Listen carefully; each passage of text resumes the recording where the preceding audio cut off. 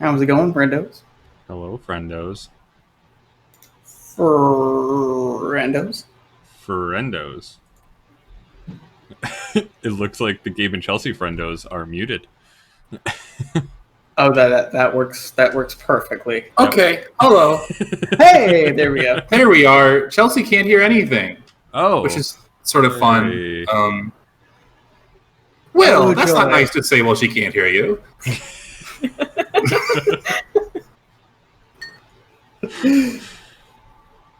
Okay. Well, I'm just gonna say words and start vamping. momentarily as I leave the call and then join again.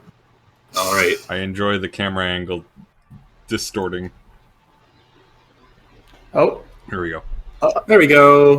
Okay. All right. test. Yeah, we're Testing. good. We're good. We're Okay. good. Okay, cool. All right. Hello and welcome to Bloodwine, and that's why we have a cold open. Hello. Oh God, I'm picking up a bit of Benny from New Vegas. Like hold on, we got a bit of cold open. Hello. Look at this. Look at this fink. It's rubbing off on me. So how's everybody doing now that you're able to answer the question? Good.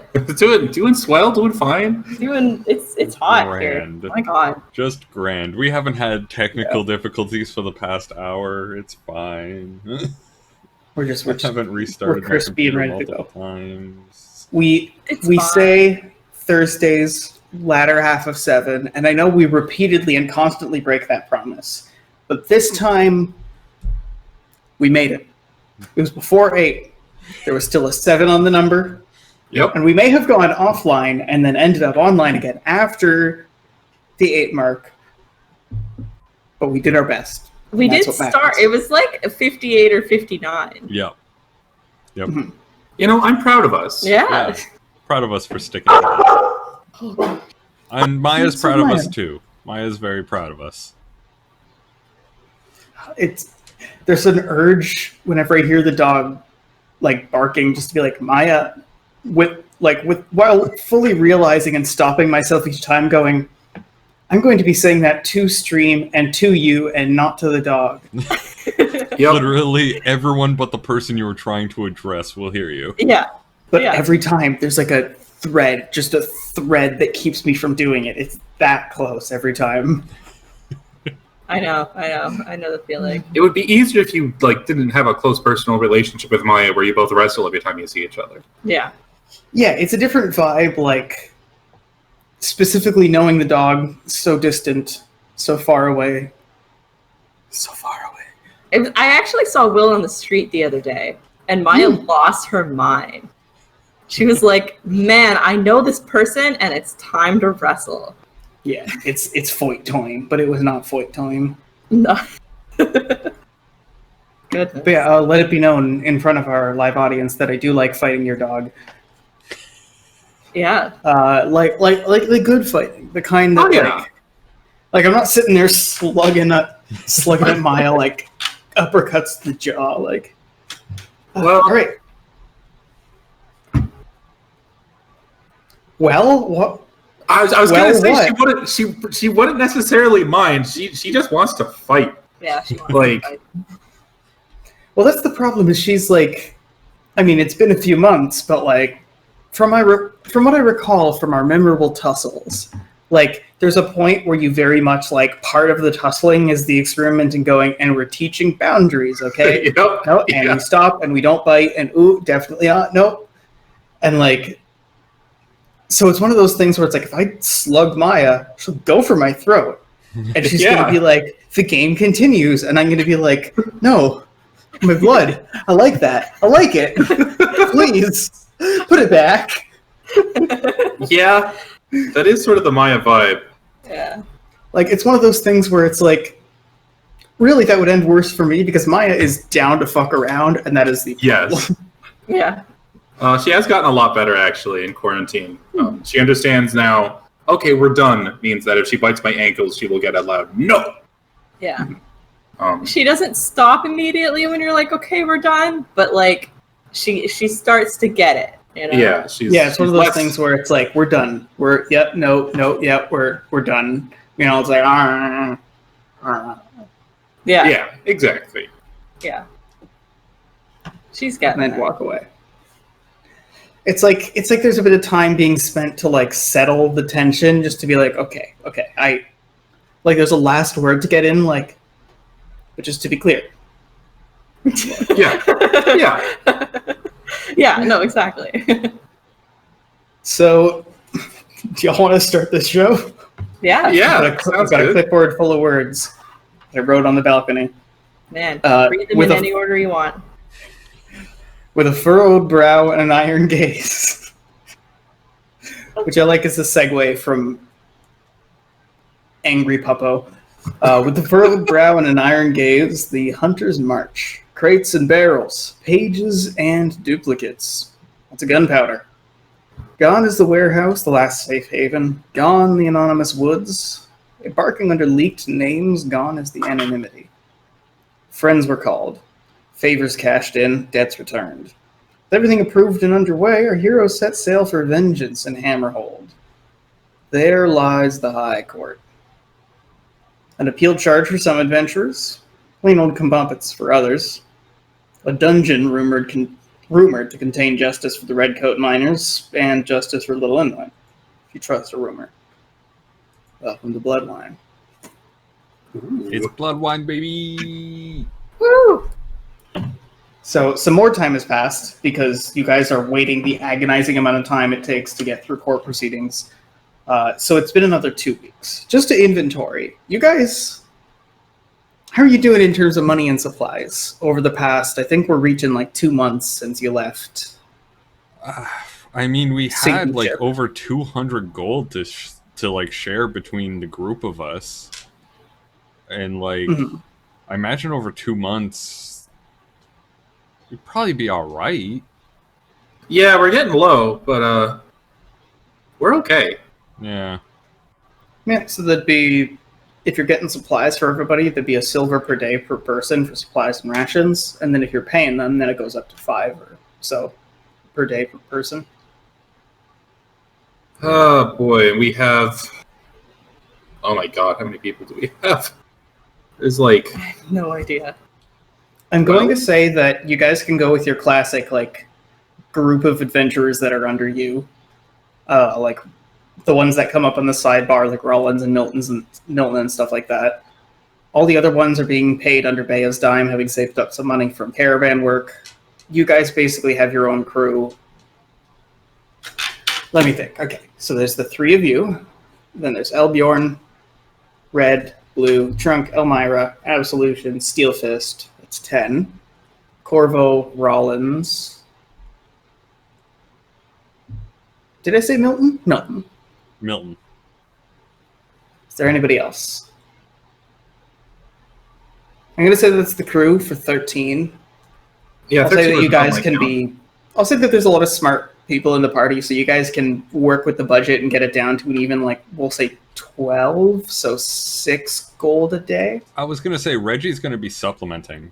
Like, Reggie can't consistently sustain himself, but he rolls 4 dots every single day for food and supplies.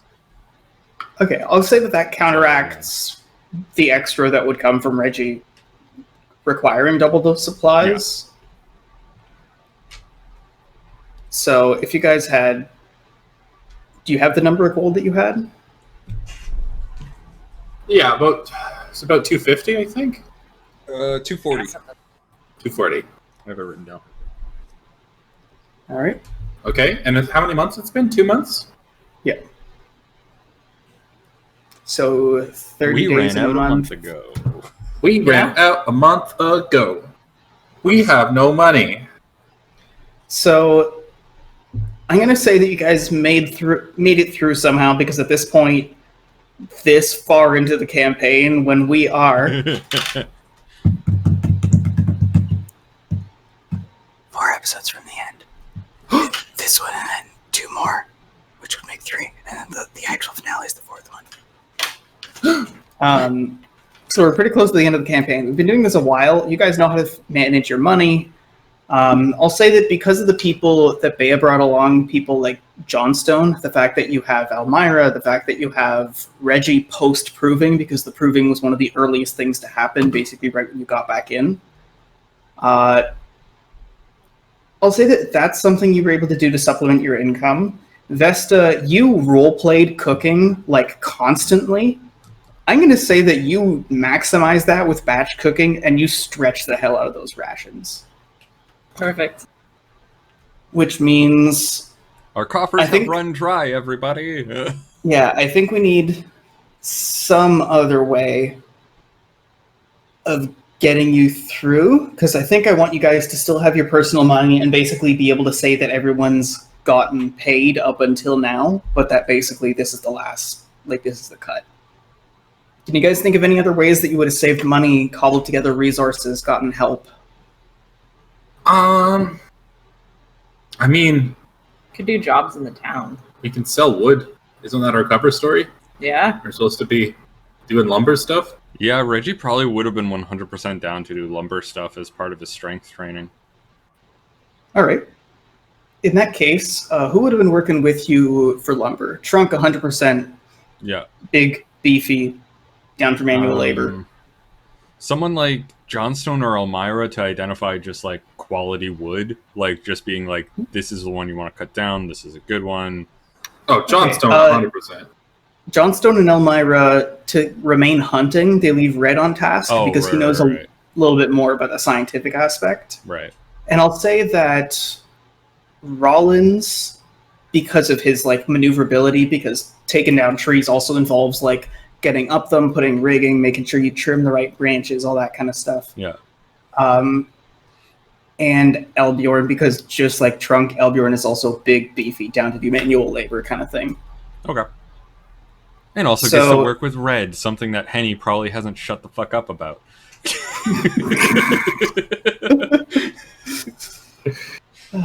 Yeah. I understand why you'd be better, Reginald. So passing the time while you're waiting for documents to come and go, Henny hasn't been passing much of the time. Henny's busy with these documents. Oh, yes. But everyone else has been hunting, cooking, trying to stretch the supplies, pretty much because of the fact that everyone's heavily invested at this point. Most of your companions are. They've been sticking around even though the pay's gotten kind of scarce. A few of the retired ones were really quick to be like, I'm 70, I have money saved up, go ahead. And you guys just managed to get the last of your funds out as you guys are heading out of town. It's one of those things where you might go, boy, that's real convenient if it wasn't for the fact that you have an entire sea journey ahead of you to get back to Hammerhold. Oh, boy. Cool. Fantastic. If there's nothing else that you guys want to wrap up before we go ahead, I'm going to start you guys off at the warehouse, having just packed up the last of everything and started moving. Okay, yeah, no, that makes sense to me. Yeah. Man, it's certainly going to be real weird when, in the village, they just stop receiving wood shipments from us. I think they'll just assume we all, died in a horrible wild animal attack, or, the curse of the lumber mill finally caught up to us. Or... Yeah. It did help build some sort of cover story. People going, okay, taking down these trees, seeing some of it must be consumer grade, saving money. It helps with your cover story, although a paper or two ago, your names themselves leaked, and by then, it was one of those things where nobody said anything, but the last time you were in town, there was an air about it. Hmm. What name for Reggie leaked? Was it Clarkswell or Bogfart? Roll me some long odds. Oh, no. I was gonna say, Reggie still hasn't used Bogfart as a thing. Alright, so 2 dice. I'm gonna go odds on this. I rolled 1 odd and an even. Okay, an odd and an even. Just Reggie. Just Reggie? Okay. From a name overheard in a context that reporters could verify, little else. Nice. It's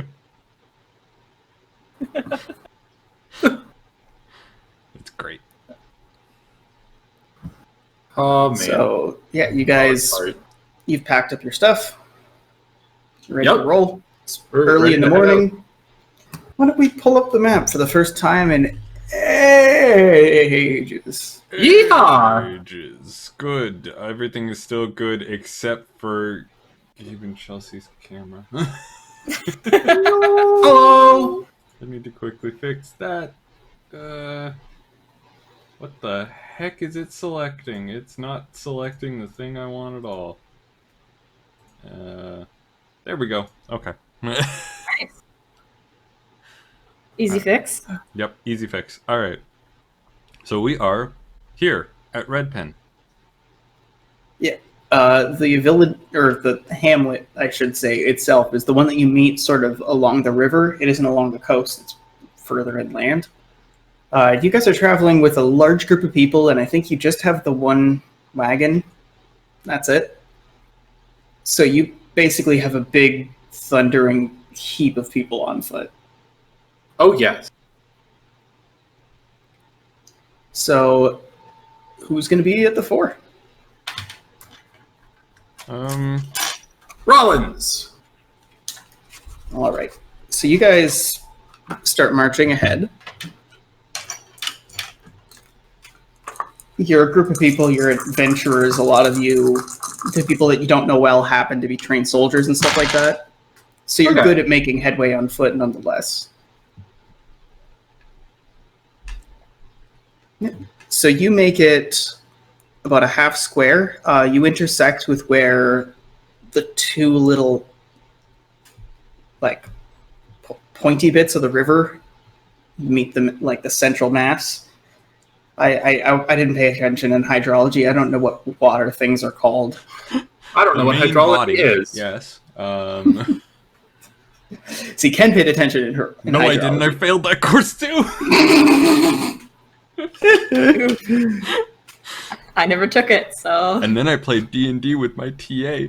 I felt so bad. Yeah. Moving on. The perils. So, by the time you make it up to where the river is, you've gone over this sort of overgrown patch.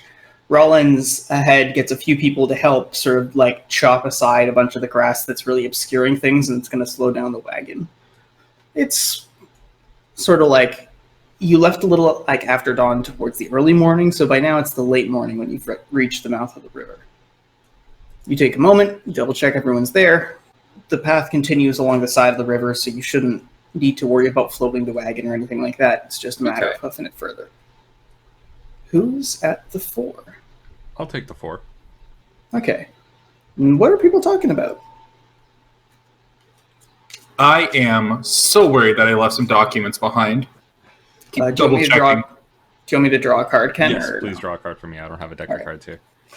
Cool. Keep double checking. Like, oh, do we have the notice of proper parental visitation from Steelfist's case? And so we better go check. in a paradoxical way, it feeds back into your anxiety, the fact that you have copies, because instead of going, oh, we have copies and then copies of those copies, we're safe, you go, that's 3 sets of documents that need to be perfect just in case. Yeah, that sounds about right. Okay, I found the first 2 copies, but where's the third? Reginald, what did you do with the 3rd copy? I know you were reading it. I told you not to keep track of me. Remember the last stack of papers I had ended up at the bottom of the thing. Along with those 2 heads that we had. So with a jack of clubs, the stress is a little bit contagious, which is what sort of spurs Reggie to go on ahead of the group. Well, you're out there, you're trying to just calm down, get in touch with nature, but it's one of those things where you want to go and reach out and feel the soil, but every time you even think of trying to connect with nature, you hear hunk, hunk, hunk, hunk, hunk, hunk, hunk, like the uneven marching and trotting of people in armor with big backpacks. Just constantly dwelling on, like, I'm gonna go back there, and Henny's gonna talk about the freaking last document that we had, like, the fucking Miranda rights read to Vesta, like... As it happens, though, I don't know if you've ever taken a walk when you're really stressed and frustrated, but especially because you're at the fore and you're kind of setting the pace, you make it upriver up until Not the next line the river intersects, but the one after that. The one after that? Like that? Yeah, a little higher. Lower. Like the grid line. Oh, okay. No, the horizontal grid line. To the left and then down. Take it back now, y'all. I'm Yeah. so confused as to what you guys want me to do. You're good. You're good. You're good. I thought we were Great. traveling along the river, not across it. It doesn't matter which side of the river you're on. It's just for how far along the river you're going. Okay. So now it's past mid-morning. It's getting closer to noon. You're keeping up a good pace, but you guys have been in place for a little while, so you haven't really built up that marching rhythm again yet for like the day-to-day stuff. Are you stopping for lunch or anything? Well, Henny does not want to. Henny wants to keep on moving, keep on trucking. I ask the rest of the group. What does the group feel about stopping for lunch? Are people tired yet?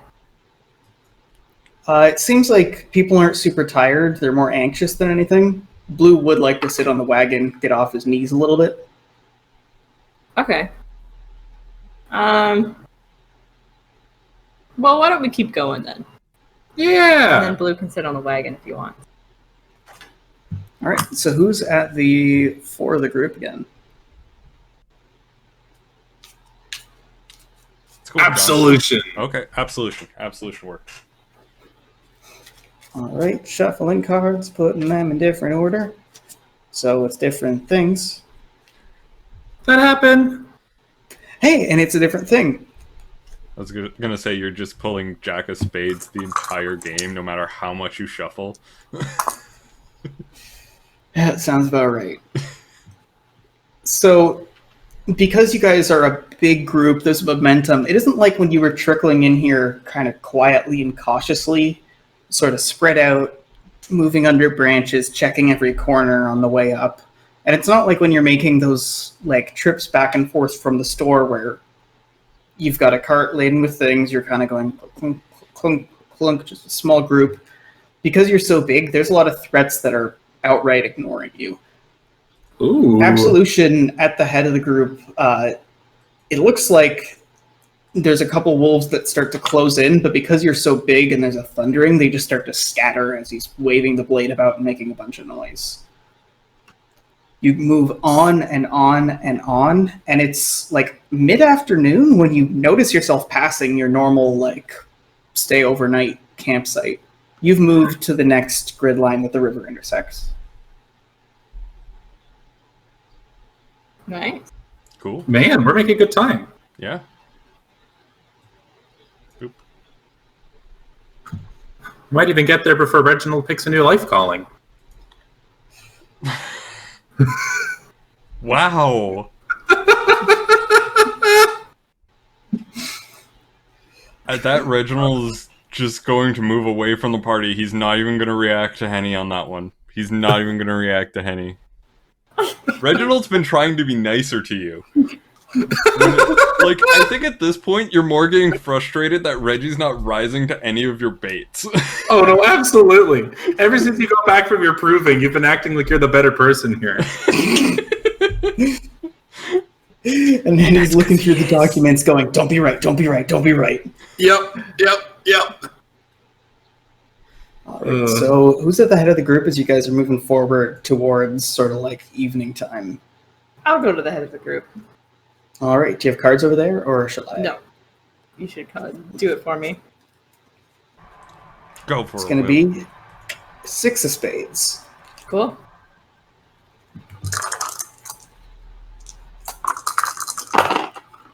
There we go. So you keep moving ahead with a really solid pace. You get halfway across this square by the time the sun starts to get a bit lower. You don't have to deal with any monsters or anything like that. They really do seem to be avoiding such a big, noisy group. For the most part, it's just the same thing as before. In more overgrown parts, you have to whack, like, brush aside to try and clear up enough space for the whole group to pass, that kind of thing. By now, it's getting close to like the sun setting. It's like dinner time kind of thing. How Okay. y'all feeling? We should probably stop. Yeah, as much as I hate to slow us down, this is probably as good a place as any. Yeah, I agree. Yeah. All right, you guys pull aside, not your usual campsite, a bit closer to town. You have to check out a spot, and you end up having to spend until closer to dusk mapping out enough spaces for everyone to camp because there's a few camps. You split up in such a sense where as long as people are keeping watch, you can check in on the other camps at a distance, just sort of line of sight. Otherwise, like it's still, like you're in the forest, it's still kind of close. Even if you did get everyone together, like it would be like past a patch of brush and past a patch of brush. Okay. Cool. All right. Yeah, It's the same thing as happened throughout the day because you're big, because there's a lot of you, because you're spanning out over space. You really don't get bothered through the night. Are you guys spending the time you have available to prepare anything or anything like that? Not really. Henny's mostly just trying to keep herself sane. All right. Reggie is finally separating from the group to do some druid shit and get in touch with nature. All right. So, Henny, you're sort of pacing, walking back and forth. Reggie, you wander off to get deeper into the forest, try and connect. The night otherwise passes without event. There's a tension. People don't want to celebrate. They don't want to be on edge and doing pacing. They're just kind of present. There's a hesitant anxiety to things. By the time dawn comes, everybody's already kind of waking up earlier than usual, packing things up quietly. Who's at the head of the group?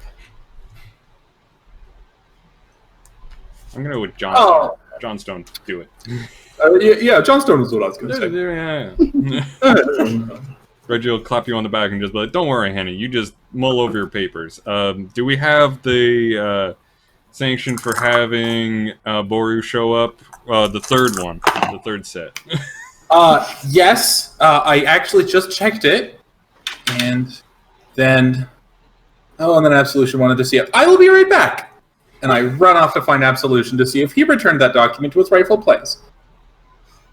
You hear the sound of a few arrows landing, and then just quietly, "Oh, good," a little bit ahead of the party, as you're sort of journeying along. You make it just not to the hamlet, but to the grid line by the time it's the early morning. Oof. You're aware, based on where you are, that you're getting close to town, but because of the fact that it's like there's so many trees around, the ground is kind of like these really shallow valleys and low hills. You really can't see anything around you. And we're at the grid line. All right. I'm moving. There we go. Ken, you can't be engaging with chat. What are you doing? Yeah. We're running a show here. We have a chat? Yeah. I'm always engaging with chat. Every single time you see me looking at my phone, I'm typically engaging with chat. Gabe, you know that just to remind you, we're streaming a show. What? Like, you know the thing where we go live and it's really quiet and stuff like that? Like, it's that kind of vibe. Oh, I thought Chelsea just wanted for me to stop talking about Sonic's dick for a second. So she muted us. Okay, we're going to pay real close attention on stream, and we're not going to talk about Sonic's dick. That is a plausible scenario. I buy it. Yeah, I buy it. I definitely buy it. Jeez. See? Although if it was the scenario, we've now failed because Sonic's dick came up on stream. It did. Do you want it to come up on stream? Because I can No. Mission failed. We'll get him. Making next time. Sonic's dick come up on screen, is that where we're going? Please don't. I don't think it violates terms of service, but it might. It violates it. It's graphic. Violating is what it does. Okay, let's continue. So it's the early afternoon. By the time you guys have set off I'm not going to do a roll or a watch or anything like that. Within very short order, like 15 minutes, you get like into the village proper. Same place you've seen as usual. Just like last week, there's a tension, but this tension's been ratcheted up a whole bunch.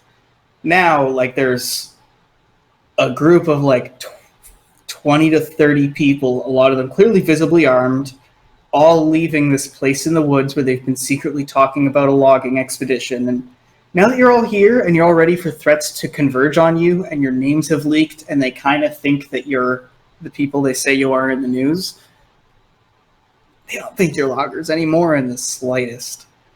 You pass the general store, you pass the tavern. I have an axe out that I'm carrying, trying to look like I know how to carry an axe. It's pretty quiet in town. What would you guys have done with your boat way back when you came up here? Hidden it in some bushes, probably. Yeah. Like, how much else you can do? You can't bring it with you. Just find a nice cove. Hope nobody else finds it. Hide it as best you can. All right. So you guys go back to where you hid it. You move past the village. You move in a way that makes it seem like you're going north a little ways, and then you go off to where there's another old, like, this one. Actually, you just kind of think, oh, it's another old logging trail, and Red gives you a whole thing about, well, actually, it's a fire trail. A fire trail. Presumably you don't listen to all of the rest, but he gives you this whole thing about access in the woods and stuff like that. Mercifully, you get to the cove where you see your boat. Nice. Still there. That's a good sign. All right. Well, I guess we better get stuff loaded onto this old... Clear the spiders out? Well, hopefully just spiders. You know, no bandits moved in, or wolves moved in, or termites moved in, or... Termites, yeah. The termites would drown, so, you know. You guys take a look at your boat. It's sort of bobbing back and forth in the water. Fair point. There's a squelchiness to where the water line is. Like, there's definitely been some algae buildup, but nothing terrible. You guys aren't at sea, so it's not like there are barnacles building up or anything. It's just been here inland a little ways. Nasty. Well, she's not getting any heavy. She's not getting cargo on her faster than we would want. You guys start pouring onto the ship. From there, you open up some hatches. There's a few bats that come out. You dust some cobwebs away just inside, like the door close to the rear of the ship, closer to the rudder. You move underneath. Nothing bad happening. More bilge water than you like. There's obviously been some rain, but nothing critical. It takes you some time to bail it all out. By the time it's all bailed out and you've cleaned up everything and you've relit the lanterns, whatever cargo you have is lifted. You aren't exactly carrying stuff to sell. You're just carrying your own gear. You're upriver on this, like, still reasonably large ship, so you're not going to be moving quickly. It's noon by the time you're ready to set sail again. All right. Well, no time like the present. Yeah. Let's get going. Oof. All right. So because you guys are moving upriver, stuff that happens is mostly happening like on land. Nothing's really coming up at you from the river. You're not really bothered by monsters for most of the way up. You move basically to where the river like coils around the intersection of some grid lines on the map there. By the time it's mid-afternoon. Sorry, were the grid lines like there-ish? Waiting for Twitch to update on my end. Yeah, right there. Okay.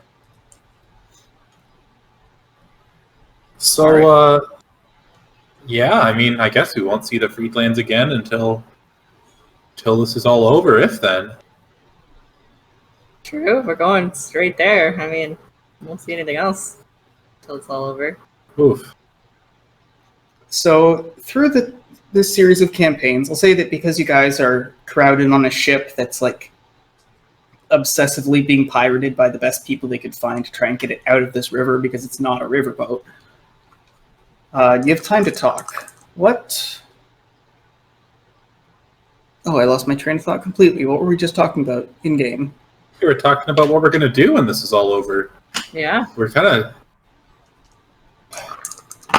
of nearing the end, kind of nearing some sort of conclusion. And that's... Are there any favors that you called in? Any old friends you might have spoken to?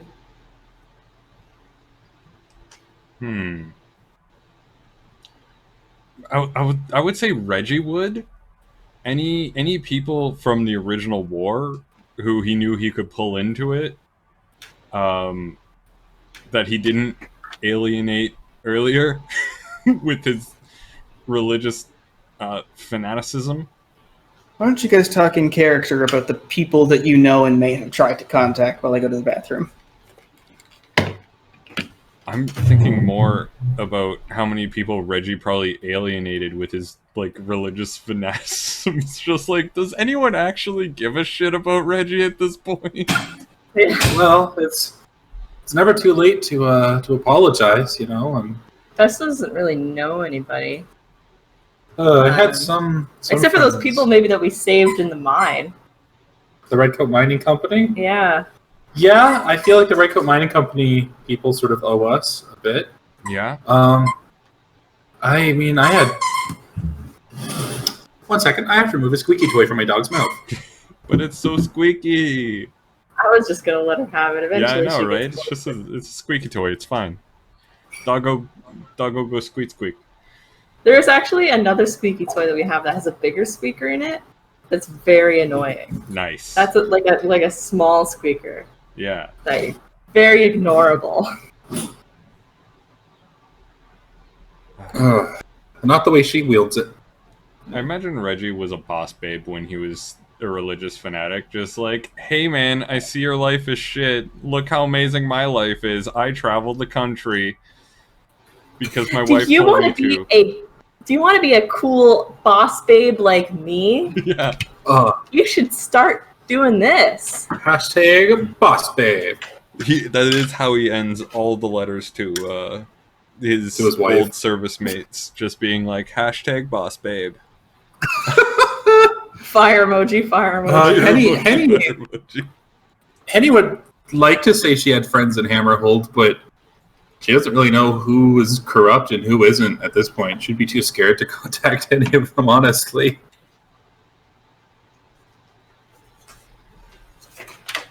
I could send Leland a letter.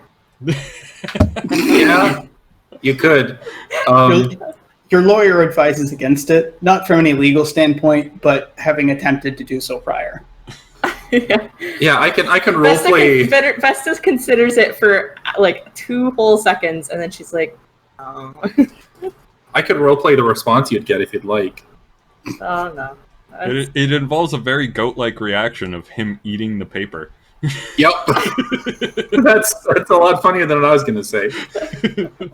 You just open the letter, you read it, you flip it over, go, oh good, scratch paper. Just start scribbling. Yep. Oh, good kindling. Man, Leland. I feel like, and maybe this is a little too far, I feel like Leland probably told everyone that you guys were dead. Like, honestly. He's such a dick that he probably did. Yeah. Well, it's dick, and also, like, Leland left because he thought... He's half right. Yeah. Salas is... So, Leland probably goes and... I don't know. The thing is, there's that. There's the fact that Eldbjorn hasn't spoken to Holm the entire time. And I assume that Reggie is talking to people in his life, but I don't assume that Vesta's communicating back home. I assume No, Vesta's just not either. So, like, no one would question it. There would be a lawyer that came and then left. As far as they know, you're dead. Yep. Yeah. And Johnstone came to steal the dagger from Leland. Oh, Leland, he never escapes just both being an ass and being shit on by everyone in our party at the same time. Oh, yeah, well, he deserves it. Vesta never shit on Leland. No, Vesta doesn't shit on people as much as others do. Looks directly at Reginald. Reginald never Okay. even met Leland. Yeah, no. That's true. It was a near miss. Yeah.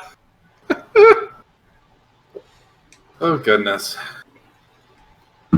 Reginald never met Salas either. Oh, he did it on his proving, I guess. Yep. That he did. So you've moved upriver until the last major turn before it goes to the sea. Close to where it gets near the road again. By now, I said that you guys had left at noon, right? Yes. So now it's late afternoon. The weather's been mostly good. It's perfect. Perfect weather. You don't suppose they'll have hired another large, heavily armed ship to hunt us down like previous times, eh? He's purple. How could he do that, you know? Right. Find a way. Well, After all, I mean, he it's is possible. purple. he is purple. It's possible, but I don't believe that they know where we are right now. Yeah. So Yeah. once we get closer, we might have to start being Yeah, careful. looking at Will's expression, they totally don't know where we are. They have no idea. So the will expression is basically steel fist and the lawyer's expression. You guys don't need to roll understand. You see it. You get that sort of what did What did you do? So they do know where we are. Well, I mean, they don't know we're leaving right this second, surely? Right?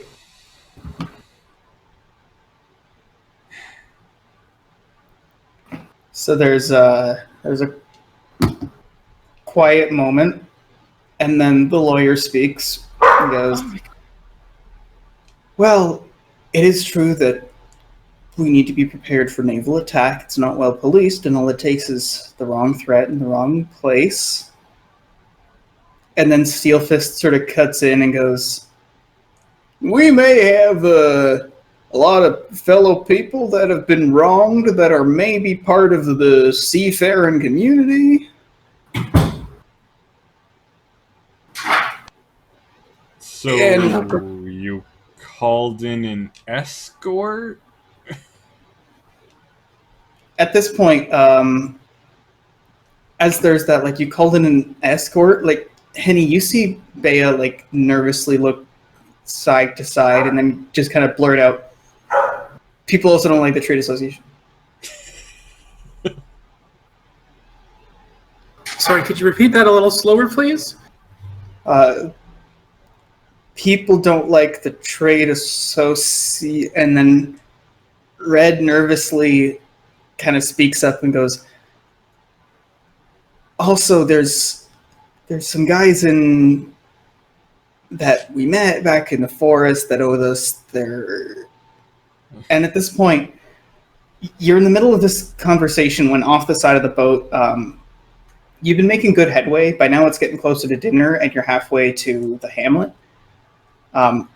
You look off to where the road gets closer and further from the river in places, and there's a bit where it gets close and you see there's a pair of hunters on horseback, Torgs, that look and they stop. And it's one of those things where you're in the right place at the right time where there's no chance of going, "Ooh, low, quiet," like they see you. And there's a quarter second, and it's kind of distant and echoey because, like, you're not that close, and it has to be a wide river to get the boat up.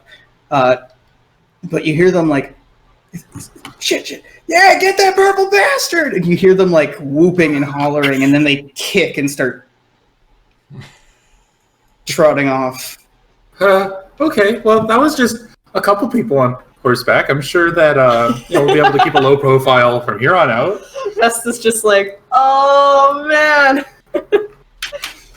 Christ, okay, well. So you guys I I want to say that Reggie's like, oh no, damn it, but secretly Reggie is enjoying it a little bit. I feel like Reggie's enjoying it even more because of how upset it's making Henny. Just a little bit. So it's around like the dinner hour, and you guys are halfway between your current map pin position and the hamlet at the edge of the coast.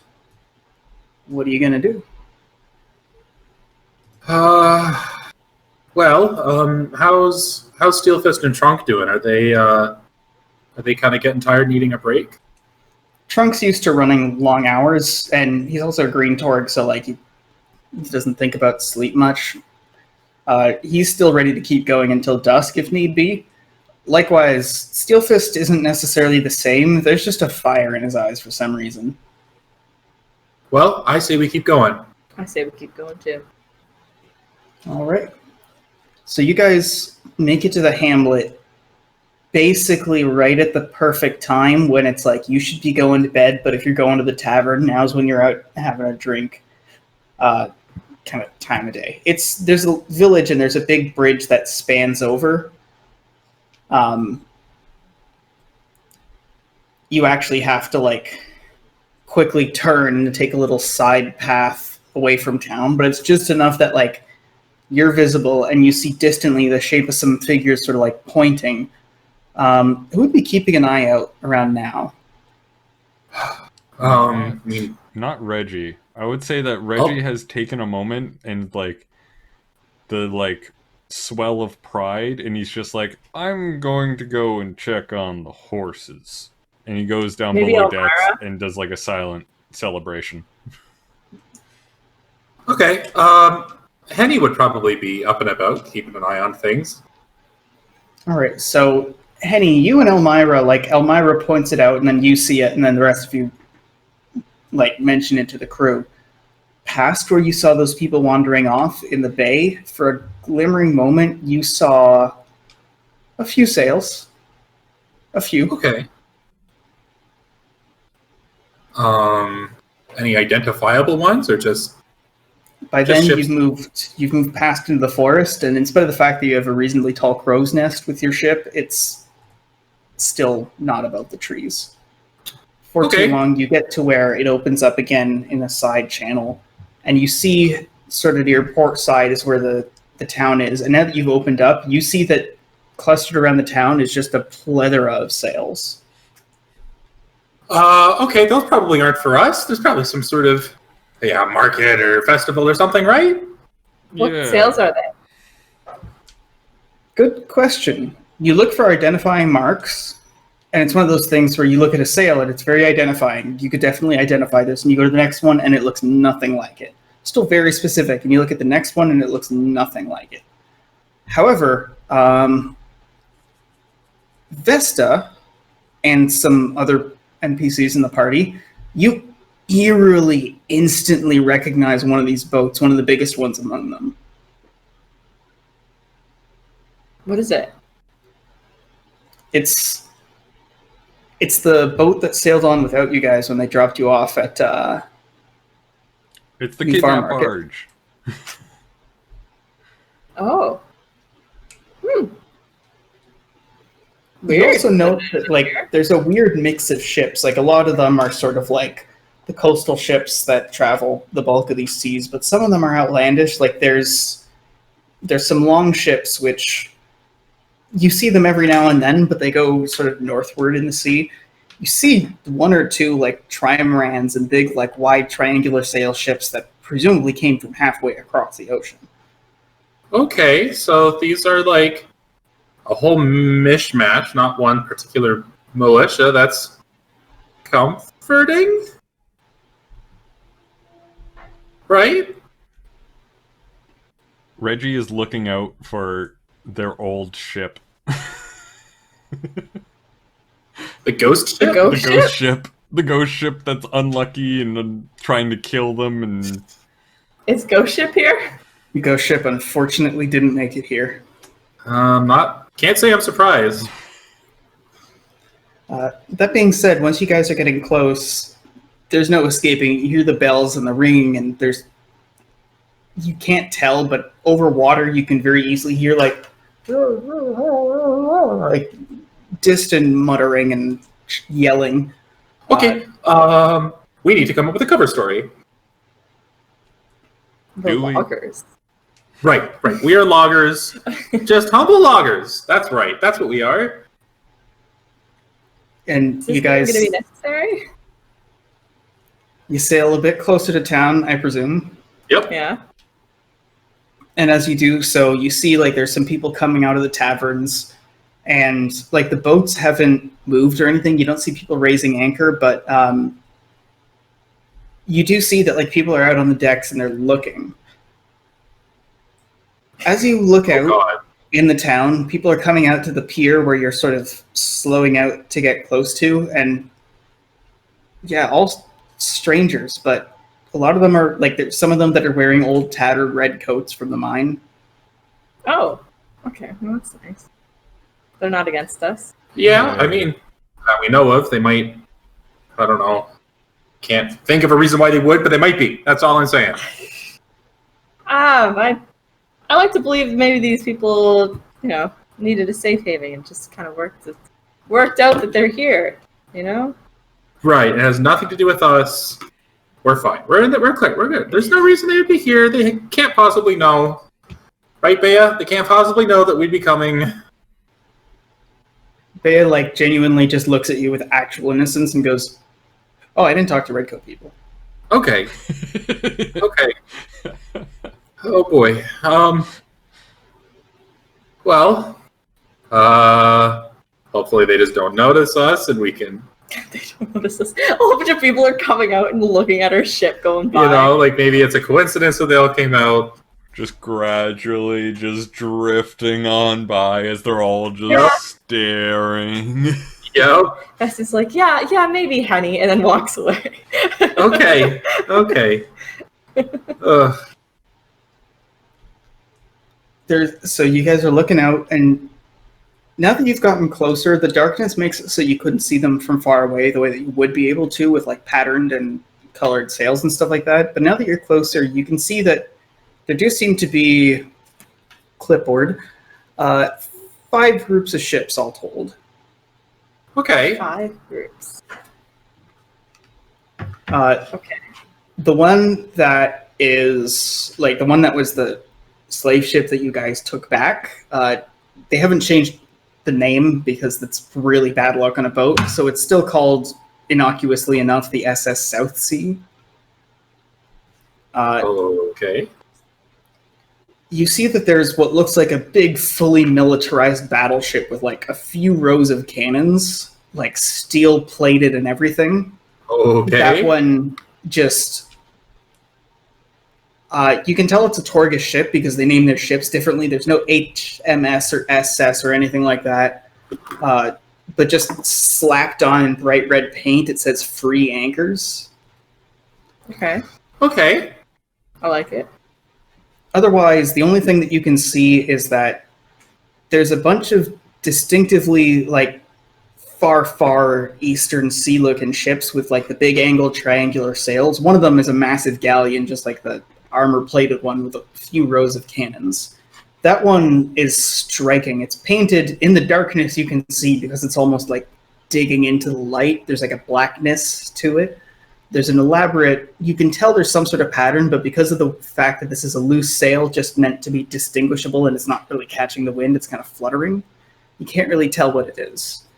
Otherwise, there's 2 ships painted similarly, like next to it. Clearly they're a group that sail together, and you can see that there's like more merchant geared and more mercenary geared ships in the port too that don't seem to show any particular alliance.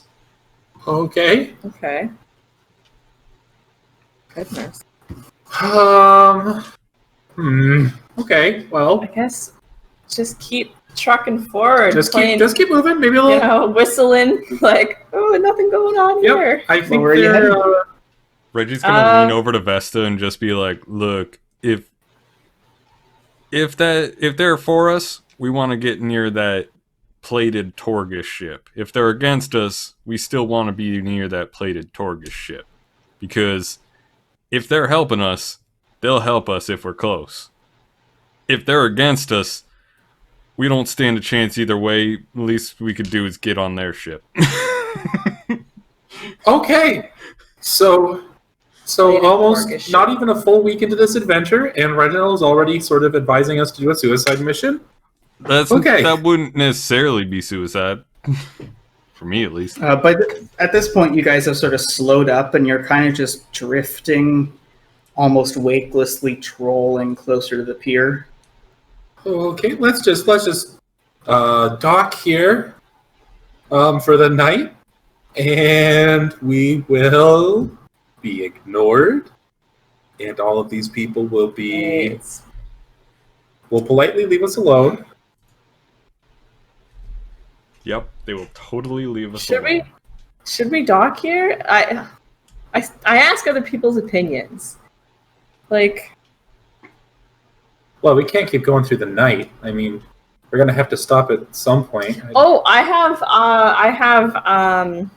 Omen Watcher. The Omen Watcher. Can I Omen Watch stopping here for the night? You have a good feeling about that. You have a good feeling about the tavern in particular. Okay. I tell everybody I have a good feeling about it. I think we should stop. Okay. I've never been one to go against a gut.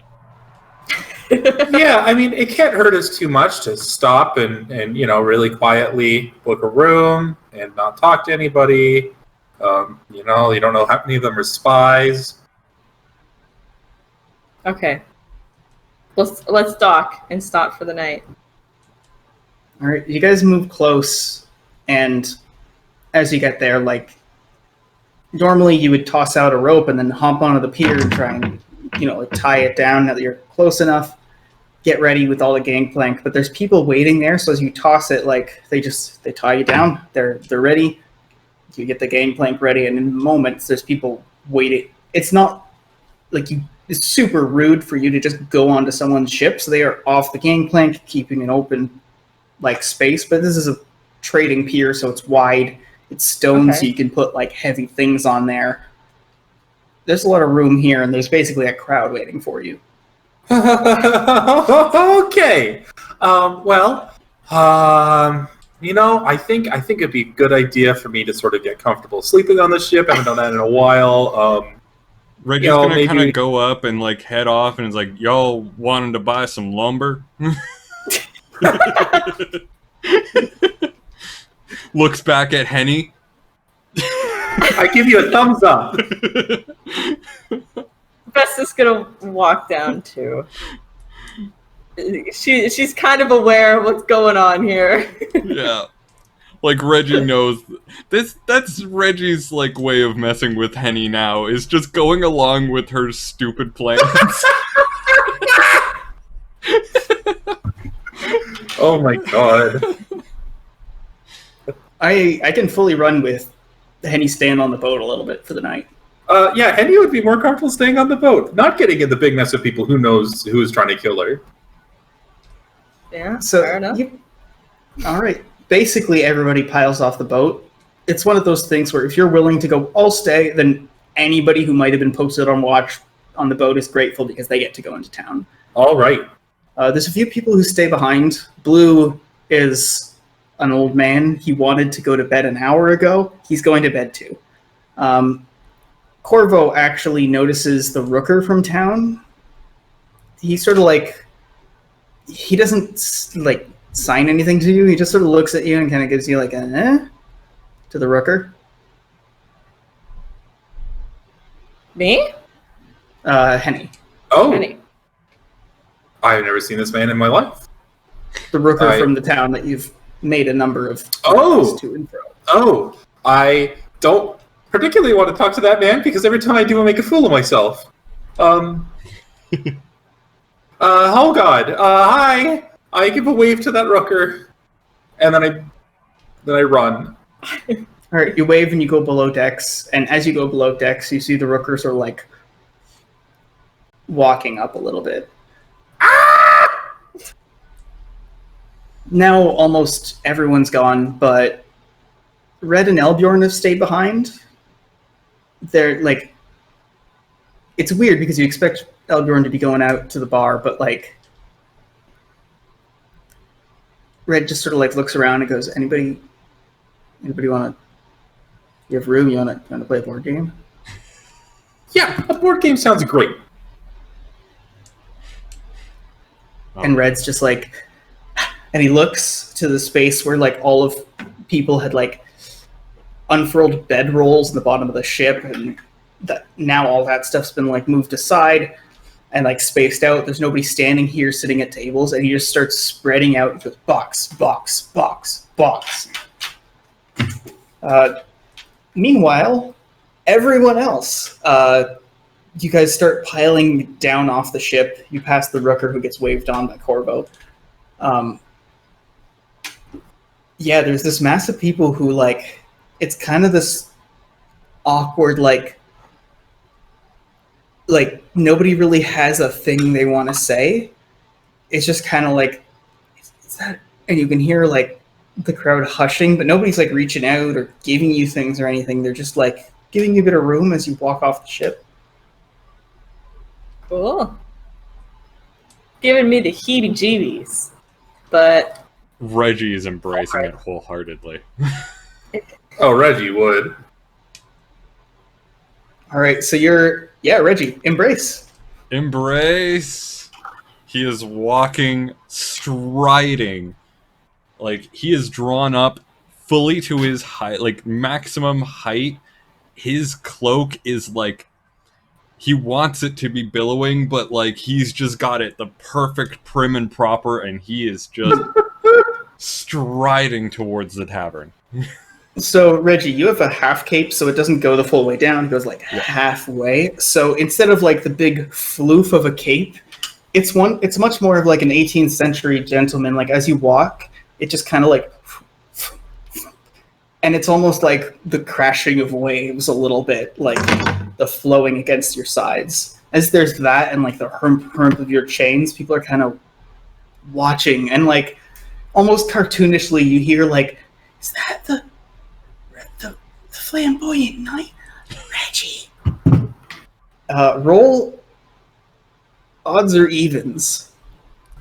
Always odds. Always. I rolled a 2. Fuck. Evens.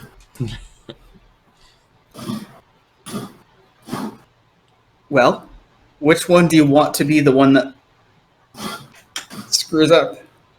What? What's the name that you don't want to hear? It's Bogfart.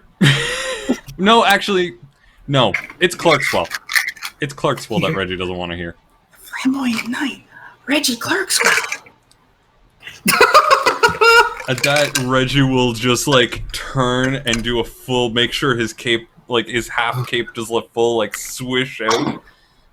And just goes, my name is Reginald Bogfart II.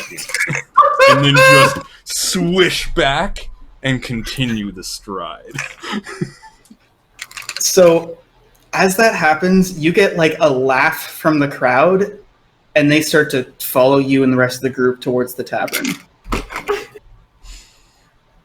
Festus laughing. Bogfart.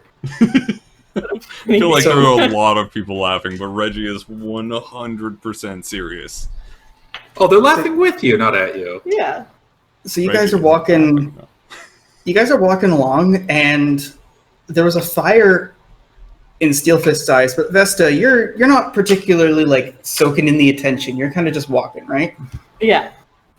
So you notice like Steelfist, like the fire almost seems to wane in his eyes a little bit. He kind of becomes meek when he sees someone outside the tavern, sort of leaning against the wall. You see like the most obvious of obvious, like big shiny hook hand, peg leg, like tricorn hat with a ridiculous plume coming out of it. Do I recognize this person?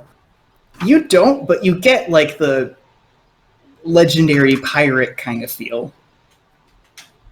Am I close enough to Steelfist to whisper to him? Hmm? Can I like lean over and be like, who is that? So you get it's not something you get out of Steelfist, but he kind of has the same, like, Red talking about board games, like, I didn't think that he was going to answer my letters. It's like Santa Claus, like, like, hey, it's not real. I thought, is it true? Is it Captain Wrongrunner? He said, Henny, would you, or not Henny, Vesta, would you know, like, would you be the kind of person to listen to pirate stories? No. Perfect. So yeah, he says Captain Longrunner, and your first thought is like, who?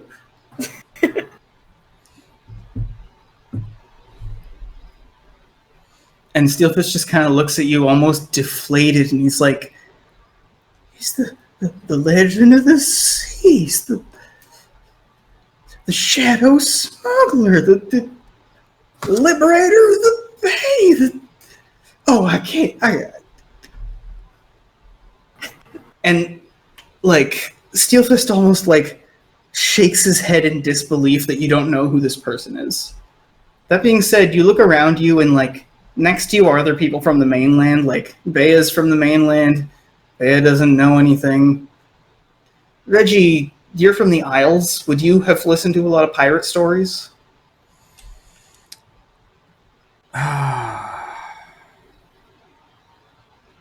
I feel like Reggie, no, but false tales, like made up stories from his wife in passing. Like he would have heard some things, but they were way more romanticized. You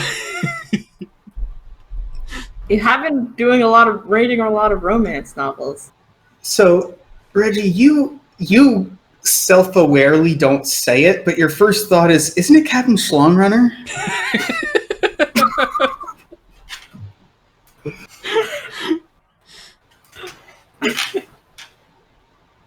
Yep. That is exactly what I wanted the takeaway from that to be. Well, realizing that Steelfist is so like excited about this, I'm like, you should go talk to him. He goes, talk to... You're right. No. What am I doing? Inevitably. What do you even say? Hello was a good way to start. Ask him why he's here. Yeah, all right. You got me though, right? And don't forget, buying a beer is a great way to break the ice. Yeah. But you got me right. Yeah, sure. Totally. And he starts stepping away from you guys as you're heading towards the door. Do you go with him? Yeah. Sure. All right. So Reggie and Vesta, you sort of peel off as everyone else goes in. And Actually, Steelfish, you know what? Reggie will go inside. His goal is to grab beers to bring out to them. So, okay. Like you're like Steelfish is like you got me right, and then he sees you going in. He's like, Reggie, but you're already inside. So Vesta, you're with Steelfist, and he's just like looking at this person. You see, like in the shadow of the nearby lantern, you can't see a face. You can just see a rat folk kind of look up a little bit. I confidently stride over and be like, "Hey." Yeah, so you're about to stride over, and as that happens, Steelfish just goes, "Hello."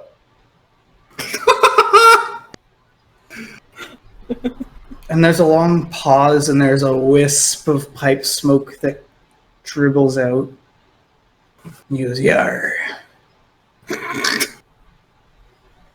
That was Captain Steelfist, wasn't it? And like Steelfist looks like he's just been hit with a baseball bat. And he goes, and he doesn't even speak. And the pirate goes, "Is it true what they say? Are you an Isabella's kid?" And Steelfist just freezes like a deer in headlights, like a stiff board. He's lost the agency here. He's borderline catatonic. Do I know the answer to that question? That would be a yeah. I mean, it's one of those things where, in terms of the party, Vesta, you're kind of spiritually the captain, but like when you're on a boat, Steelfist is in charge. I say, yeah, he is. Keep the conversation rolling, so that we're not embarrassing Steelfist. So, like, the captain sort of nods and goes, I heard you were involved. Heard some sources with the whole... And at this point, Reggie, you come out and you see, like, Vesta just engaged in normal conversation with... Because you don't think highly of pirates, you grew up on ships, like, it's just people on boats, man. Like, you see basically like an old salt in a tricorn with a ridiculous plume. Your plume is so much better than his. Also, at the same time, I'm just like, pirates raid military vessels. I got a little bit of...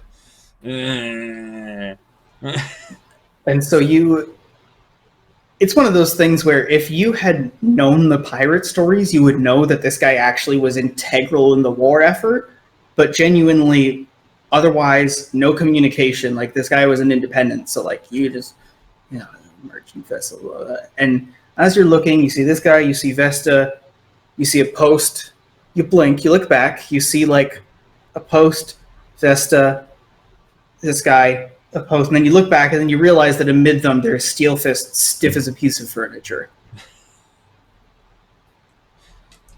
Reggie's gonna approach the party and is just like, haven't had one of these in a long time. Here you go, here you go, here you go. Got one for you too. Guy raises up and he grabs it and he goes, yeah. We're just talking about your... Steelfist's hand and like forces the cards in there. And yeah, Steelfist just takes it and he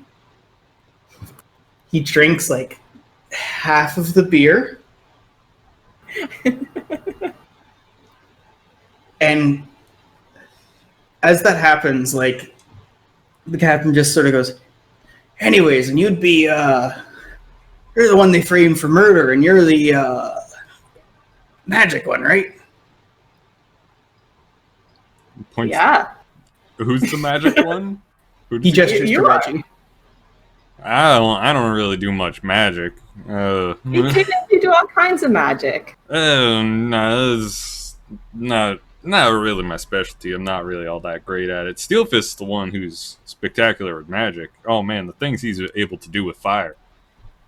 At this point, like, Steelfist finally cracks from his, like, deer in headlights and goes, well, yeah, but, I mean, that was, there was that thing with your magic, and then you went out and did your proving, didn't you? Well, yeah, I mean, I did my proving, but it's nothing special. I mean, I guess, strictly speaking, and he gestures back to Vesta, because we're all mages in our own way, I guess. Yeah, I guess we're all mages kind of different ways. And it's like the conversation kind of like, he leans in, and it's one of those, like, you guys are the training wheels, and Steelfist doesn't need you anymore. He sort of goes like, well, I do a bit of elementalist brawling myself.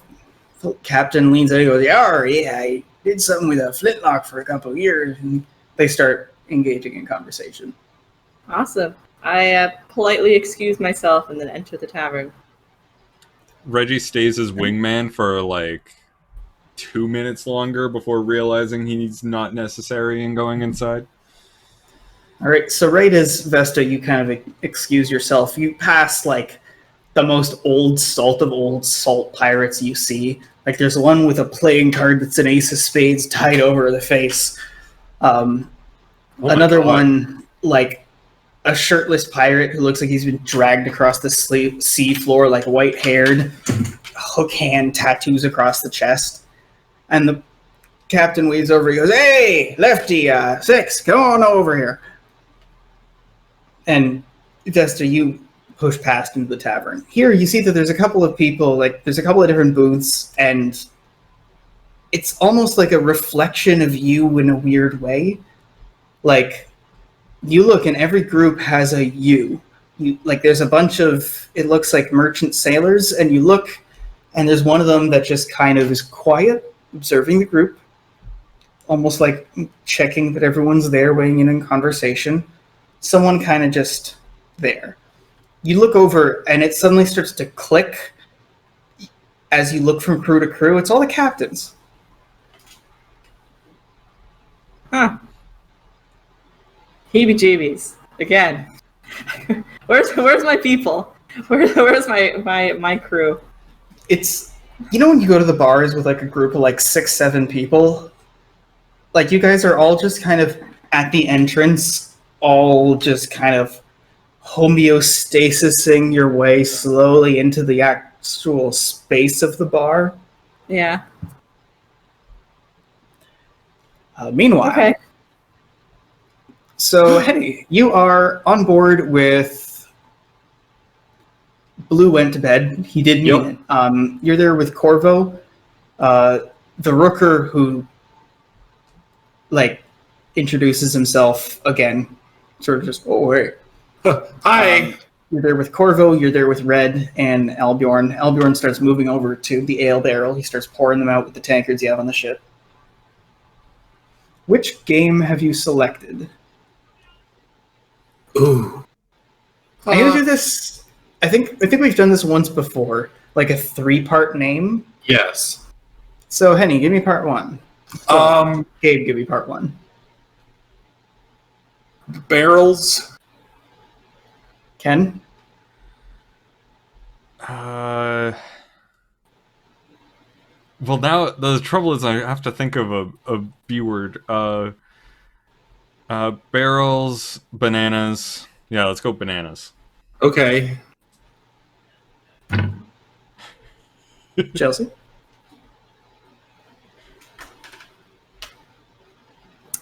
Barrels, bananas, and boardwalks.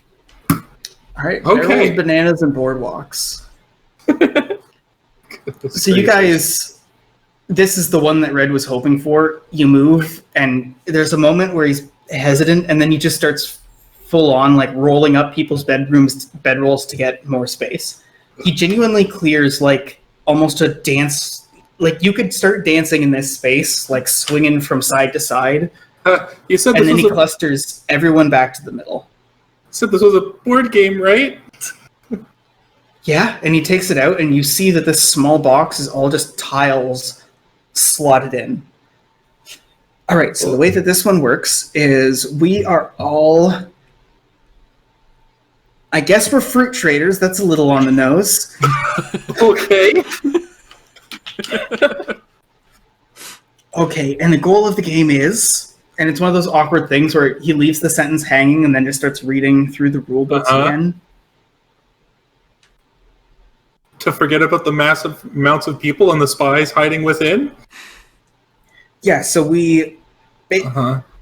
Right, so basically you have barrels, and you want to know if the barrels have bananas or stowaways in them. But to do that, you can only do that when you unload at a port. And if you just go to a port, then... Okay, so the stowaways, you can they only get on or off... Hold on. And you see him just like go deep into the rule book, and he just starts reading again. So, rookrying. Eh? Corvo? No, the rooker. Oh, he's not. Is he on the ship? Mm-hmm. Oh, okay. So, sorry for every time we've interacted being terrible. Oh, it's all right. I didn't take the job for the people. Yeah, that's good because sometimes the people is me. He just kind of awkwardly laughs, and he's like, "Same." So, alcohol? Elbjorn goes, "Alcohol," and he starts taking a drink. Meanwhile, over at the tavern, how are things evolving? Reggie has abandoned the group, and he is looking for, like, one of the groups that looks sort of military or, like, ex-military, and he is, like, grabbing beers to share with all of them and doing the like sharing stories of the war and doing all of that. So you actually see a few ways into this. You see that there's a few obvious like mercenary crews, but there's one that stands out, which is where you have a conversational inn. You see Trunk and Elmira talking to a bunch of Torgish soldiers that you immediately recognize based on like how they're dressed and what they're wearing as being Navy. Well, what they're wearing, former Navy, they're not wearing any colors. Okay. So yeah, 100% going up and starting the chat there. So it's almost like shuffling cards, and you get a perfect little floop, floop. You go, excellent. Talk to them about the war, and you walk up, and Trunk waves over, and he goes, "Oh yeah, this is Reggie, who I was telling you about. Fought in the war." Reggie just kind of, yep. Wasn't in the Navy though. I was the boots on the ground. There's like a muttering, and it's like, solid ground would have been a mercy, and there's some cackling, and it's like, still, heard things were rough. Whereabouts were you serving? It was the southeast regions, towards the southeast ports. One of our towns got overrun once. Oh yeah. Were you on the other side of You would know, like you would 100% not be Navy because there was no way of being Navy during the part of the war where you were on the front. The coastline was racked with storms from Celestia. Okay. It suddenly you remember, like in the war, these guys presumably because they're a bunch of Torgs and they're wearing like obviously like Freedland's gear. They were probably old Navy soldiers that fought against Celestia, trying to break through that lightning wall. Okay. In that case, just be like, you guys were the ones going up against that lightning wall, right? Well, just sailing through it, really, trying to get boots on the ground in Celestia. That being said, heard it was hell on the other side. Is it true that... No, that's not okay. I'm sorry. But no, by all means. No, what'd you go through? Hell. Just simple as that. It's just like, the stories are 100% true. There's like grumbling, and then one of the older, more grizzled soldiers goes, "Yeah, there was a guy, one of my military units, early in the revolts. I used to be a soldier. They caught us. They managed to bring us in. There was a guy that thought he was leaving himself behind to help our escape, but it didn't work. They needled that poor bastard for 3 days in front of us. He was only there for 1. He was gone for 2 and 3. Merciful. Like a sock." And the mood just kind of sours. What's Vesta up to? Vesta's gonna go to one of the people with the red, like the dirty red coat, like the old red coats. She wants to go talk to one of those groups. So you look over, and by now, like, Steelfist came in with the pirates, and so there's... he's still talking to Long Runner, but now he's talking with some of the other Redcoat people. Absolution's there, too. Okay, I can talk to them. All right, they wave you over. One of them looks at you, like, with an old, like, bent... You realize now you had only seen it once, so it takes a second for it to click, but it's like a skipper's hat they wore on the ship, like the Redcoat ships. It's another, like, just a red tricorn. Goes, "Hey, Captain Sylvanus of the South Sea. It's Vesta, right?" Yeah. Offers a hand. Ratfolk shakes your hand. He goes, "Yeah, funny enough, we were level 3. I don't think we ever bumped into each other, but you guys did some good shit. Really helped put us into a good position." I mean, I wasn't there for very long, to be fair. "Yeah, I heard you were on the ship a little longer than we are." Yeah, I mean, man. So you guys kind of pass the rest of the evening making small talk in bars with people who vaguely know you through a weird friend of a friend kind of thing. Yeah. You spend the night getting to know them, and you've identified who it is who's with you.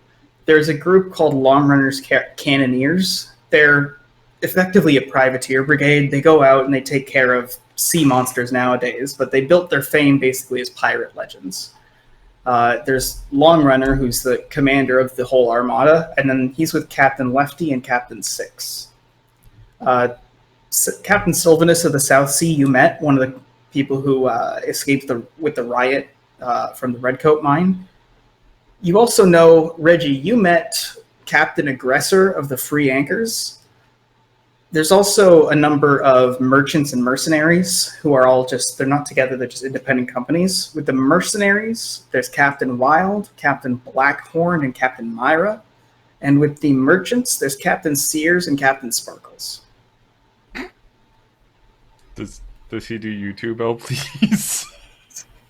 Does he play Minecraft?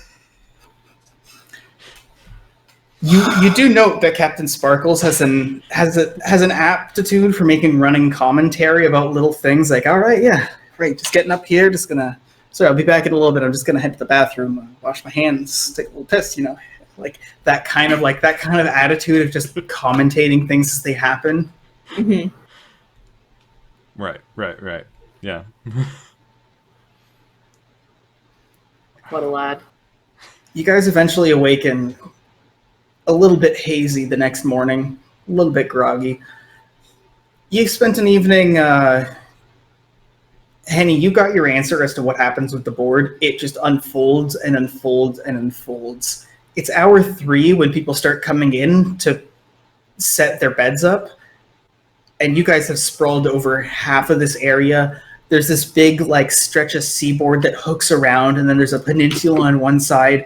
Henny, you're squatted over, half disheveled, holding up a piece when Bea comes back in from going out drinking with everyone else and just goes, "Have a nice night?" Yeah, it was. And then I look out sort of the porthole at the crowds of people still at the tavern. Better than the alternative. Bea just sort of nods. He goes, "So who's winning?" Kneels down next to you. I don't actually know. I have 17 bananas, and Mr. Brooker over here has 18. But I have 2 more barrels than he has. But he's also just about to cross from the boardwalk to the market square. So I think that means that I have the advantage, but that's only if the banana rot doesn't set in on turn 7. We're confused as to whether or not it sets in depending on sort of which edition you're playing. Well, okay, this is definitely 9th, and if I know 9th, then yeah, if you're waiting for 7, we're still on 6, then I think now you just want to get your ROI to be set up for that last turn. By now, it's all just cashing in your chips. Okay, I appreciate that. Red looks up and just stares daggers at Bea.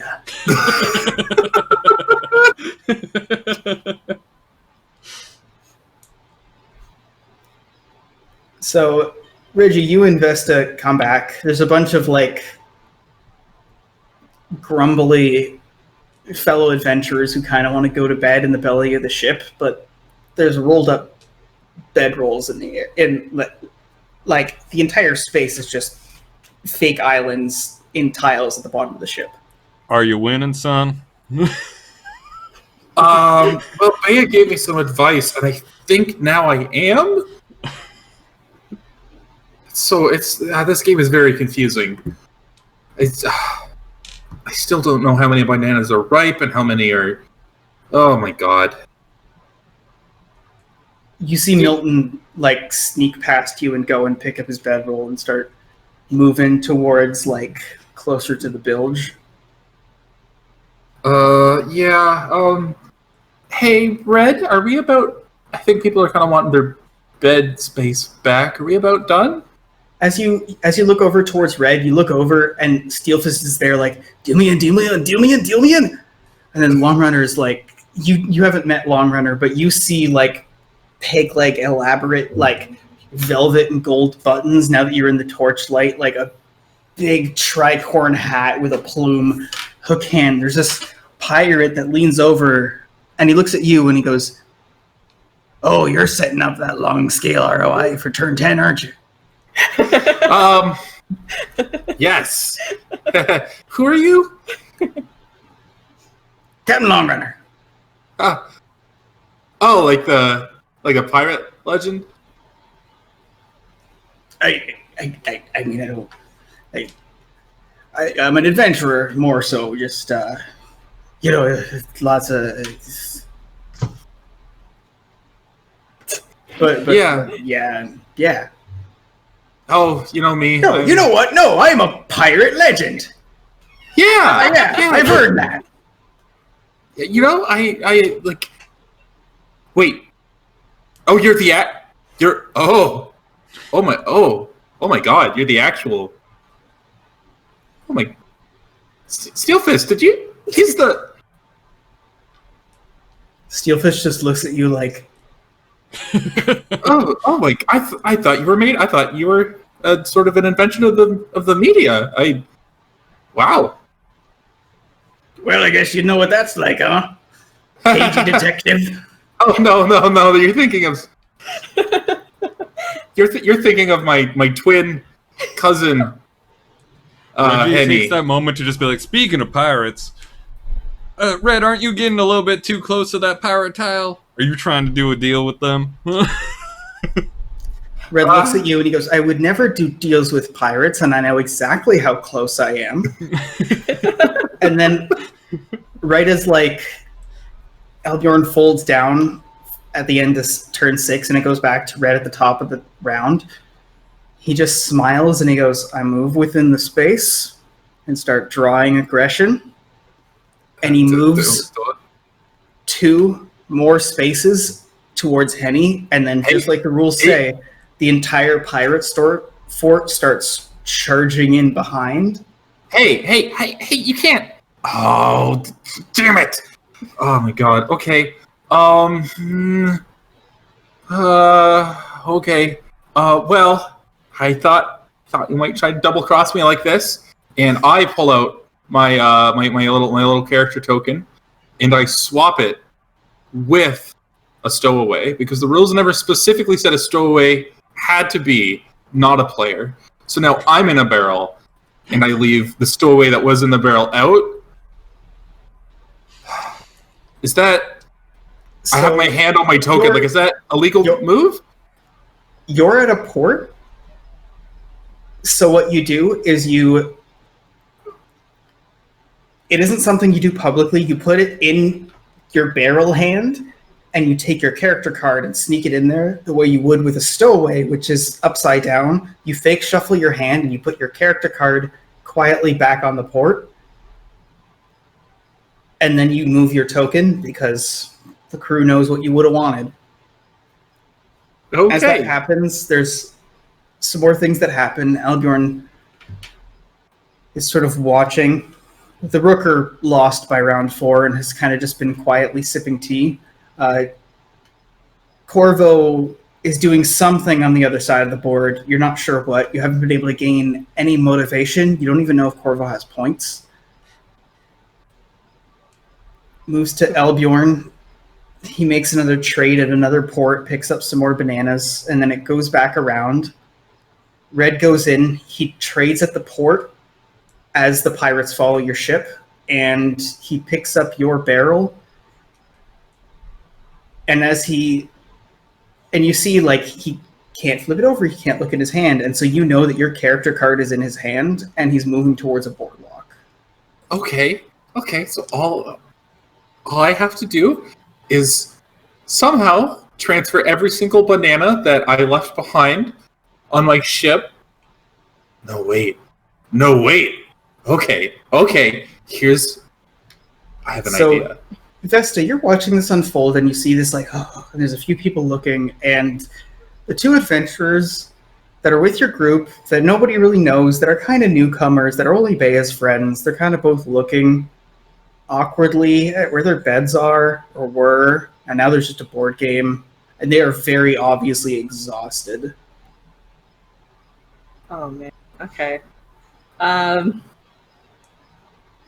look around and I go to Red and I'm like, hey, how long is this game gonna be? Is it much longer than this? Red sort of like half sarcastically, like seriously is fully in the game, and he just goes, as long as it takes. Oh man. Okay. Well, I'm gonna go talk to those two and be like, hey, you want to move your beds like somewhere else on the ship? I think they're probably gonna keep playing through the night, so it might actually even be better for you to move your beds maybe out of this area.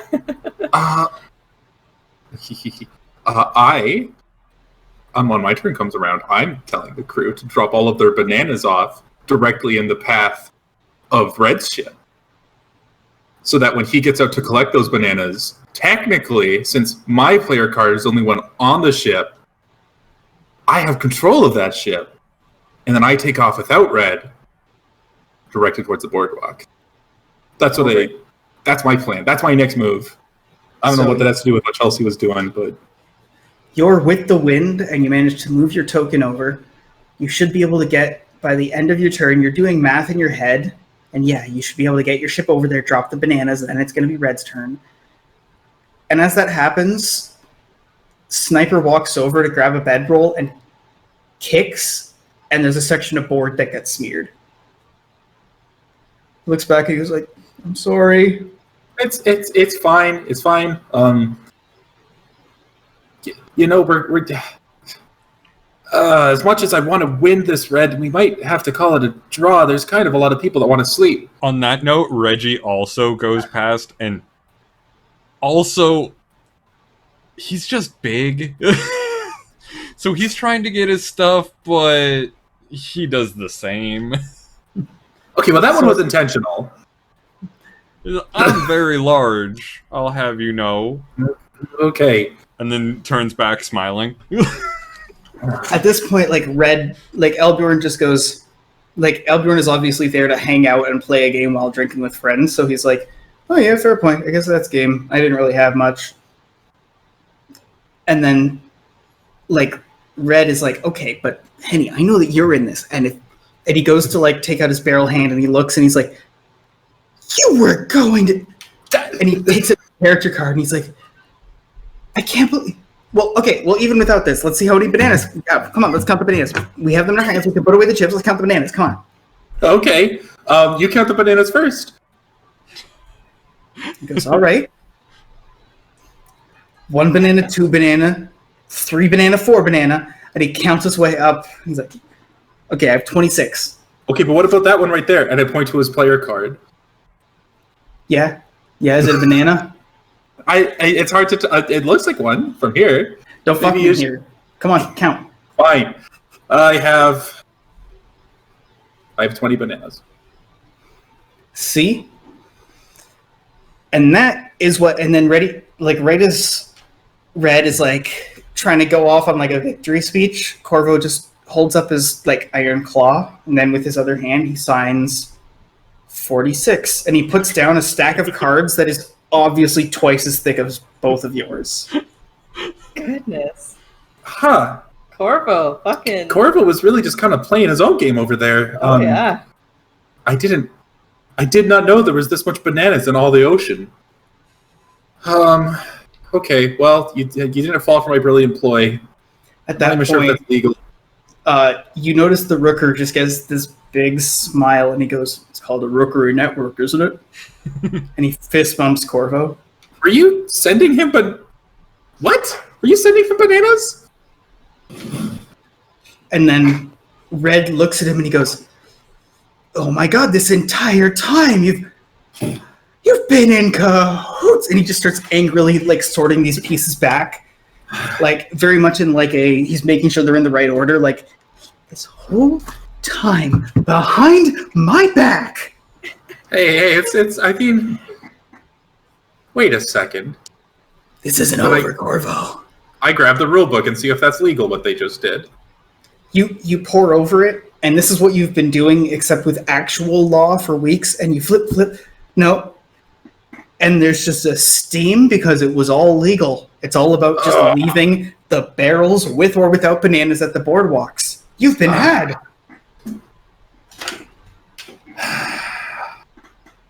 So you guys pack things up and people start making their beds. You're in a port surrounded by friendly warships, so you sleep like babies until dawn. And I'm not gonna lie, the whole point of this session was like to result in an elaborate like fleet of ships sea battles thing, but this was kind of vibing. So I'm gonna say that's gonna be next session. All right. Next session we set sail because I wouldn't give you all this firepower for nothing. You know what's coming. Oh yeah, no, I'm terrified. This whole time I've been like, well, hopefully that they're not here to help us. That would be bad. Nice. I love our ability to improv board games. That is, I think, the best part of these streams. We've improved 2 board games now, and both of those games were just like, yeah, I'd probably play that. I would. What was the other one? It was like House on Haunted...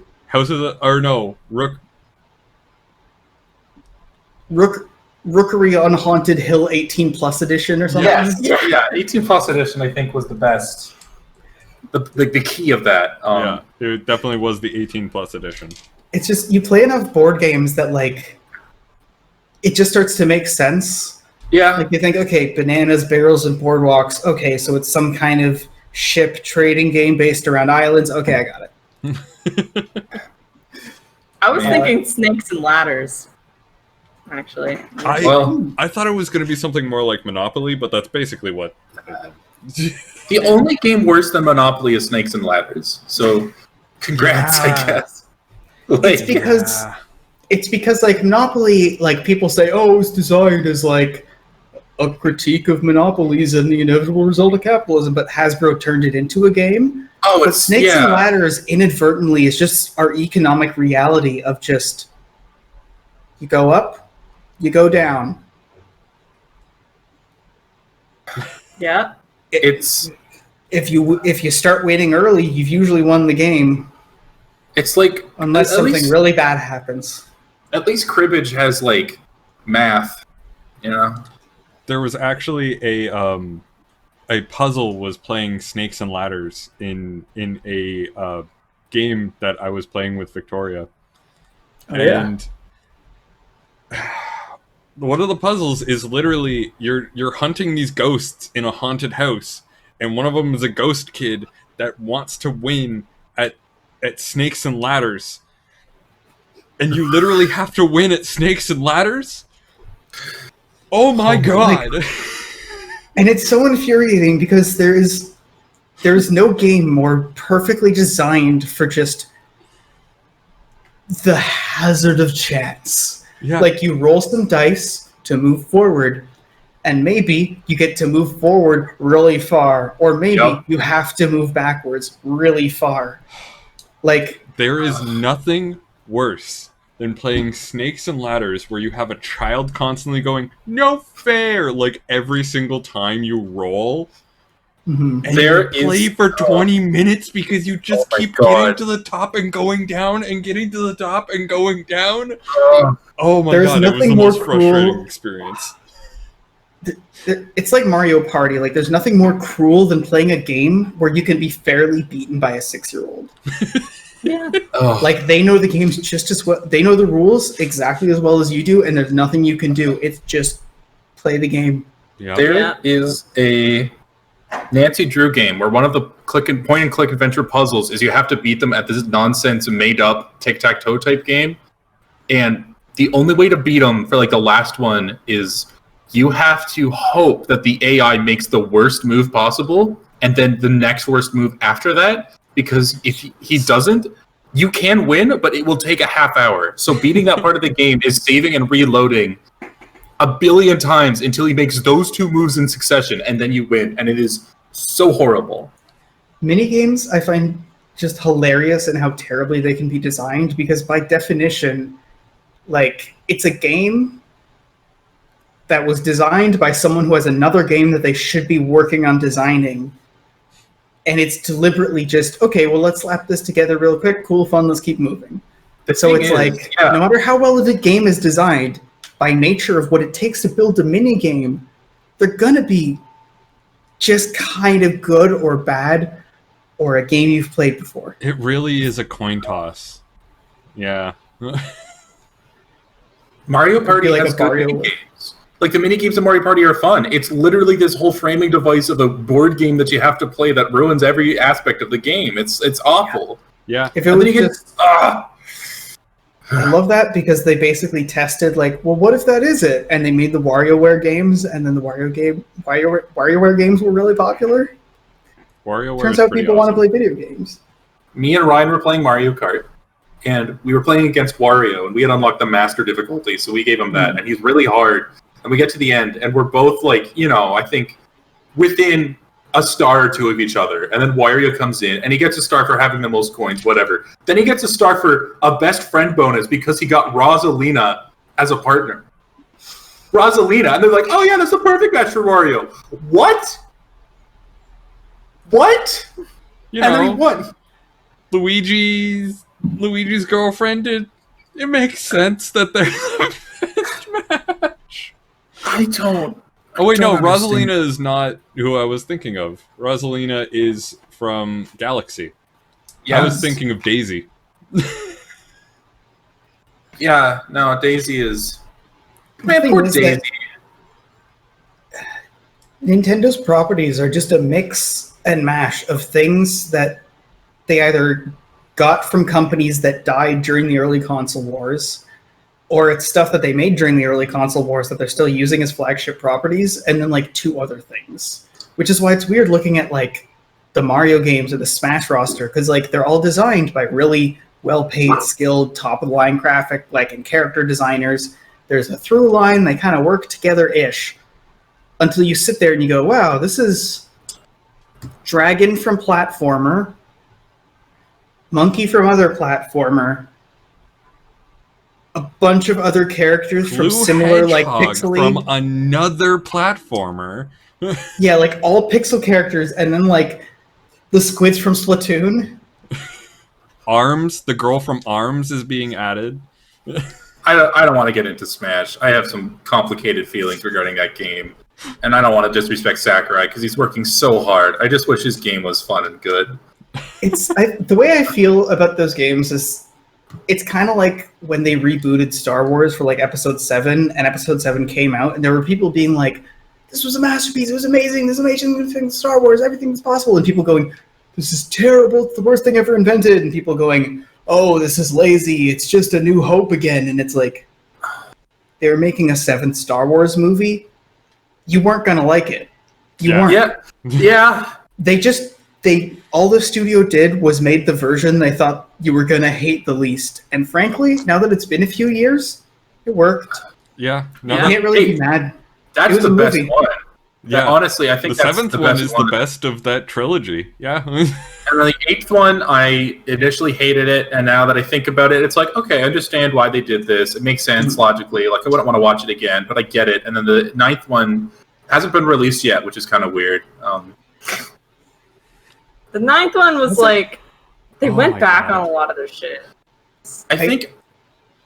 I don't think I've actually seen it. Is this the history of Star Wars? Are we doomed to have this history of Star Wars where they had the first trilogy and everyone loves every bit of it? Like, like it's regaled as like the best trilogy. Yeah. And then you have the new trilogy where the first one came out and everyone was like, "Oh no," and then the second one came out and everyone's like, "Oh no," and then the last one came out and everyone's just like, "No." I think you mean... And now we get the new trilogy, and the old, like, the prequel trilogy, everyone's just like, yeah, no, the prequel trilogy's alright. I think the thing about the prequel trilogy for me is that there was a goal, there was the vision, and despite how terrible that vision was, it was like, okay, there's a plot, I understand what is happening on screen, everything is ridiculous and dorky, and the Jedi look silly, and everything is ridiculous, but like fundamentally, there's a through line. It's Anakin's turn to the dark side. It's Palpatine's rise to power. It's Jar Jar is a Sith Lord. Jar Jar is a Sith Lord. It's like, okay, I get it. There was a vision here, and it flopped.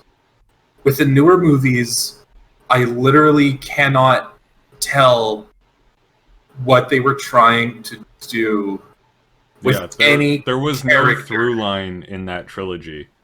It was just like, yeah, we're gonna have this trilogy of movies. It's gonna focus on Rey and Kylo, and that's it. The through line was merchandising opportunities. Oh yeah, no, it was because they tried to use them to sell refrigerators with like big Star Wars characters on them. Let's see. The first movie had BB-8 as new merchandise. Then the second one had Porgs. Oh my god, yeah, the Porgs. And then the last one had Fire and Brimstone. Like the last one is where everybody gets the super hardcore. Yes, we 100%. Yeah, good point. You can find us at twitch.tv/Mr. Cronin later half of 7, which we just barely made this time on Thursdays. You can go check us out on youtube.com/Mr. Cronin and check the videos that are these, and then we put them on the internet, and you can watch them whenever you want, like a fun little home you can come back to. Yeah. Hear that? It's like a home. You're our friends. You're our friends. This is like home. Like and subscribe. This is like your home. You're our friends. This isn't creepy. Ring that bell. Bye, everybody. Oh, well, you want to do an epic rap battle?